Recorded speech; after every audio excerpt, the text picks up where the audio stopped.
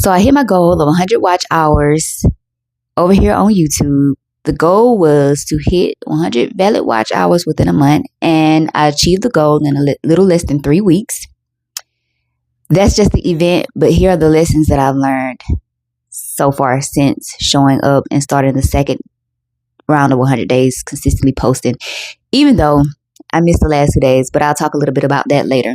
So the first thing that I learned is that in order to gain a lot of subscribers and hours quicker, faster, sooner, is to talk about something obsessively.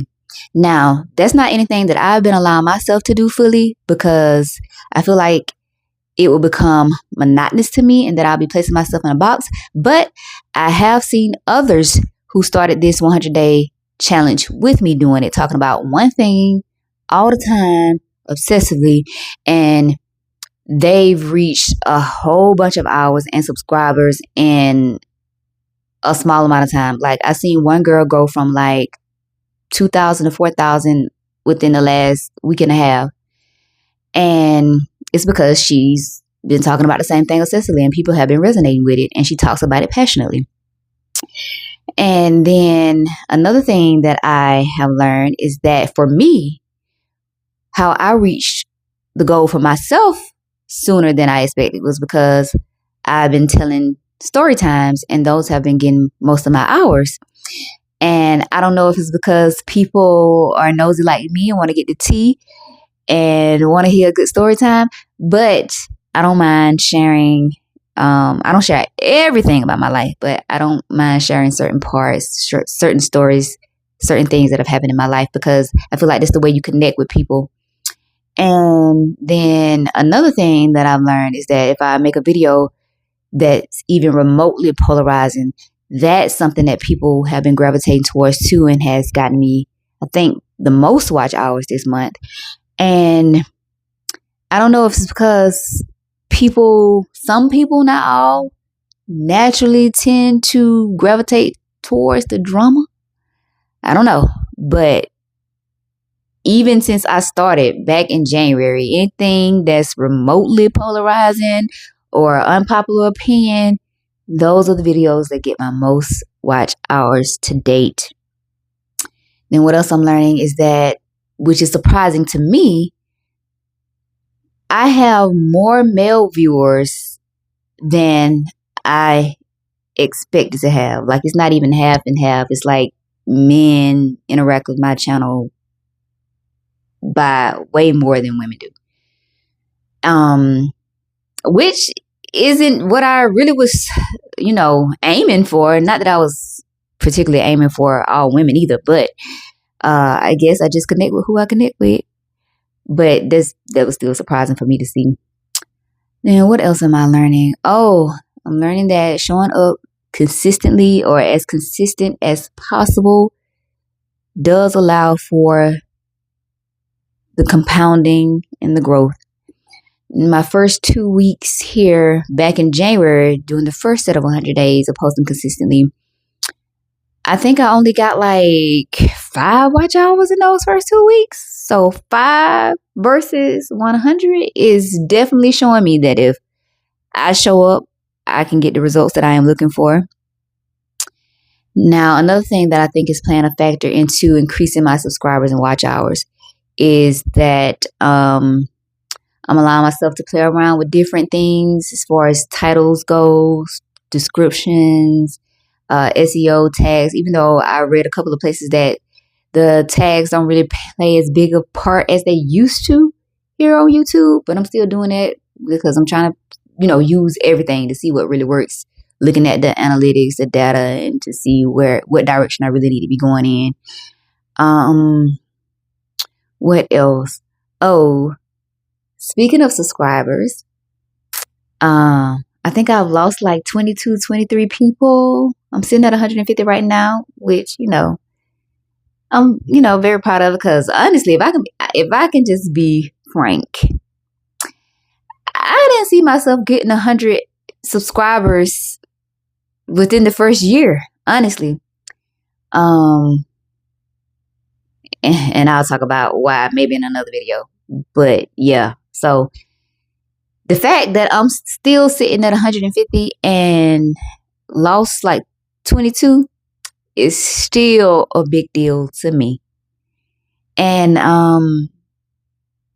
according to YouTube, people unsubscribe due to clearing the clutter of their subscriptions and not necessarily due to one particular video, although there are a few videos that I have noticed where somebody was like, I gotta get out of here. I thought we was aligned, but we ain't. So see you later. But yeah, but anyway, like I always say, don't waste your time. If we're not aligned, feel free to move on. Like, do what's best for you. What else? What else have I learned? Oh yeah.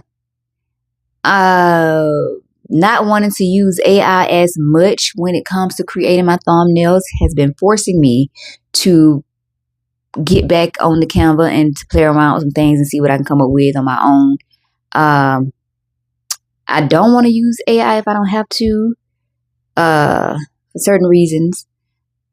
And then I be looking at some of the images that it creates for me and I be like, they don't really look like me, but okay, I'm tired. At the end of the day, I'm trying to get this uploaded, so I'll use this. Sometimes they get it right, sometimes it don't. But either way, I still want to be able to create those images on my own. So the images, the thumbnails with just me in the title, not all this razzle dazzle, those are all me. And I plan to get better with those when I have time to really just sit there and get in my creative bag, my zone to, use what God gave me. What else? I think that's it. But the point of making this video is that if it reaches any other small creators here on YouTube, that maybe some of the tips and some of the things that I have learned along the way can help you whatever level you're at. Say I'm on a level 2 or a level 3, you're just getting started at a level 1.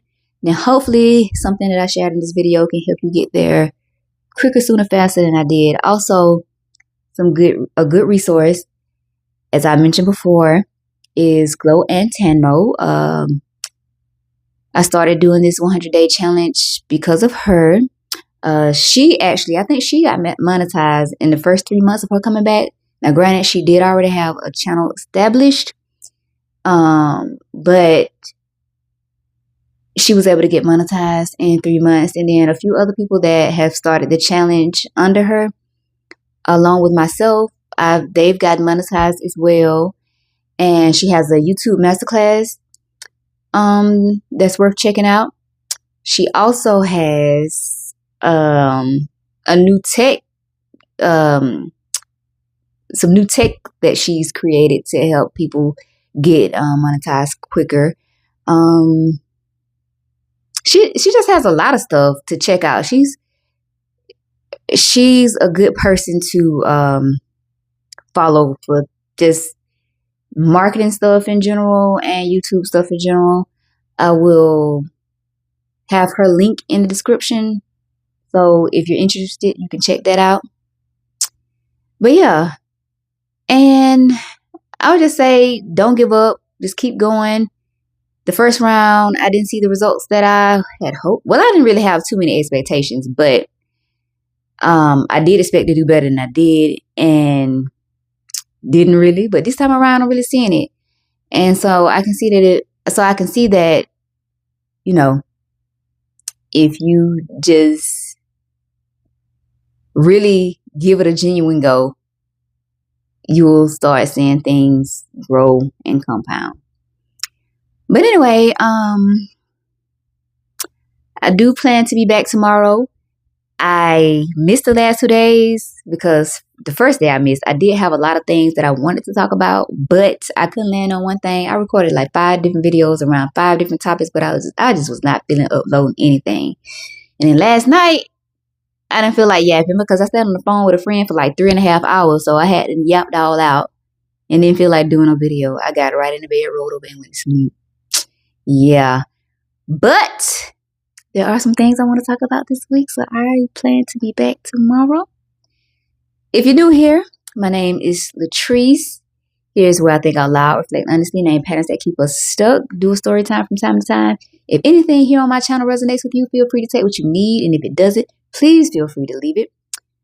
If you feel like we are aligned, hit the like button, subscribe button, all the things. And I will be back in the next video.